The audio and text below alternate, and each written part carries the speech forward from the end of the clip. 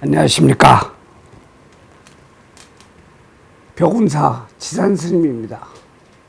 오늘의 지혜보따리 아차 몰랐네 그것을의 19번째 지혜보따리 얘기는 다소 충격적일 수 있는 이야기를 갖고 제가 말씀을 드리고자 합니다.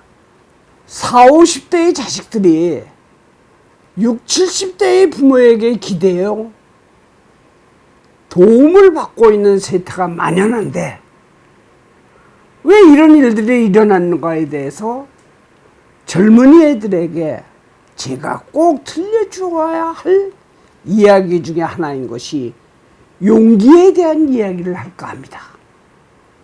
역시 구독, 좋아요, 공유 누르시는 거 잊지 마시고 꼭 눌러주시길 바랍니다.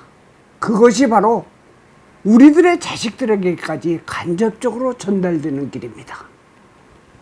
저는 수많은 사람을 상담을 하다 보니 생소한 일 같지만 정말로 이런 일들이 많이 일어납니다.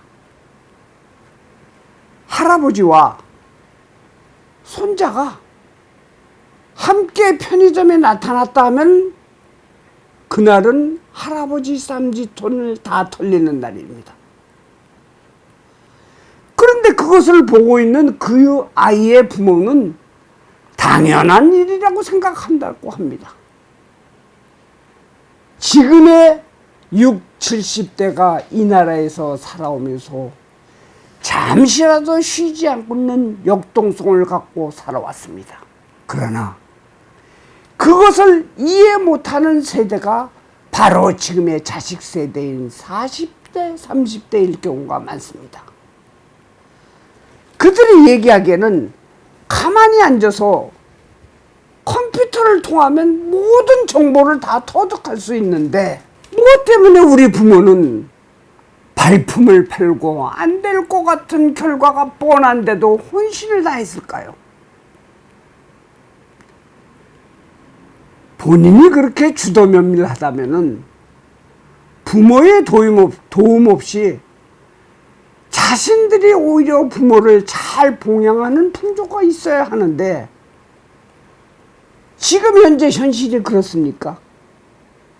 그렇지 않습니다. 소수는 그것은 지금 3, 4, 50대 초반까지의 중간 젊은 세대가 살아가는 용기의 문제가 있다고 생각합니다. 그래서 오늘은 용기에 관한 말씀을 드리고자 합니다. 용기가 있는 자는 한 번 죽지만 용기가 없는 자는 여러 번 죽는다고 서양 격언에도 있습니다. 영국의 처칠경은 이렇게 얘기를 했습니다. 돈을 잃는 자는 조금 잃는 것이요, 명예를 잃는 자는 조금 더 큰 것을 잃는 것이요, 용기를 잃는 자는 전체를 잃는 것이라고 했습니다.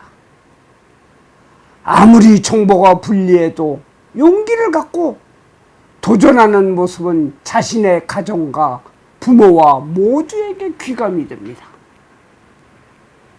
부처님도 35살에 내란자 강가에서 깨달음을 얻은 후 망설였습니다. 이 깨달음을 남에게 전해야 하는가? 아니면 혼자 할 것인가 주저했다고 합니다. 그러나 흙탕물 속에 잠겨있는 연뿌리처럼 일생 동안 햇빛을 보지 못한 중생을 위하여 용기를 갖고 자기를 싫다고 떠난 5 비구를 찾아가서 법문을 하고 깨달음을 주셨습니다. 그것이 바로 2500여 년을 이어온 불교가 존재하게 된 것입니다. 부처님의 제자 중 부르나가 험한 나라로 포교를 떠나려 하자 부처님은 이렇게 얘기합니다. 부르나요, 네가 가는 곳은 사람들이 매우 흉악하고 너는 큰 곤욕을 당할 것이다. 그러니 그만 죽어라. 하자 부르나 존자는 저는 그래도 상관없습니다. 손으로 맞고 돌 판매질을 당해도 또 죽는다 해도 저는 법을 전하겠습니다. 그러자 부처님은 너의 용기가 진리를 지킬 것이다 하고 허락했습니다. 독일 소설에 이런 이야기가 있습니다. 한 사나이가 천국으로 올라가는 문턱에 와서 그 문을 들어가게 해달라고 부탁을 합니다. 그러자 문지기가 지금은 안 된다고 거절을 하는 것입니다. 문은 열려 있지만 허락이 떨어질 때까지 기다리면서 때때로 문지기에게 사정도 해보기도 했습니다. 그렇게 오랜 시간을 지나다 보니 문지기 옷의 단추가 몇 개인가까지도 다 알게 될 정도가 되었습니다. 그는 결국 그렇게 세월을 보내다 늙어 죽게 되자 마지막으로 문지기한테 다가가서 사정하는 것입니다. 이때 문지기가 답을 하기, 이 문은 당신을 위해서 열려있는 문이요, 당신 말고는 아무도 들어올 수 없는 문이요, 하지만 미안하지만 이제는 이 문을 닫아야 하겠소. 당신처럼 뛰어 들어올 용기가 없는 사람은 들어갈 자격이 없는 것이요, 하고 문을 닫아버렸다고 합니다. 시청자 여러분, 디지털 세상에 묻혀서 용기를 잃어가는 우리 젊은이들에게 이 이야기는 꼭 필요한 이야기입니다. 용기는 무엇입니까? 용기는 자신이 두려워하는 것을 하는 것이 용기입니다. 즉 두려움이 없으면 용기도 없는 것입니다. 미국의 유명한 철학자인 동시에 교육학자인 존 두이가 93세 때 인터뷰한 이야기를 소개할까 합니다. 기자가 묻습니다. 어떻게 하면 선생님처럼 건강하고 훌륭한 인생을 살 수 있습니까? 그러자 저는 늘 산에 오릅니다. 산에 오르면은 건강해지기는 하지만 훌륭한 인생과는 무슨 관계가 있습니까? 그러자 그가 웃으면서 말하기를, 관계가 있죠. 산에 오를 의지와 용기가 없는 인생은 이미 죽은 것입니다. 눈에 보이는 산은 물론이지만 그것 말고도 우리는 늘 도전의 산에 올라야 합니다. 늘 무언가에 도전하는 사람은 결국 자신이 원하는 정상에 도달할 수 있습니다. 다시 올라갈 또 다른 산을 봅니다.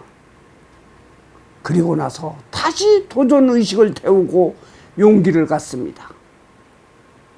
그러다가 더 이상의 산에 도전할 흥미가 없어지면 그때는 바로 죽음이 다가왔음을 알아야 합니다. 공자의 제자 자로는 용기가 많은 것으로 굉장히 유명합니다. 그러나 그가 공자의 제자로 남는 것은 용기만 앞세우지 참을 줄을 몰라 항상 어리석음으로 질책을 받고 했습니다. 그렇습니다. 맨 앞에서 이야기한 젊은 디지털 세대가 모두가 그렇다는 것은 아닙니다. 자로가 그랬듯이 무모한 용기보다는 심도 있게 실천하는 지혜의 용기가 바로 불국토를 만드는 것입니다.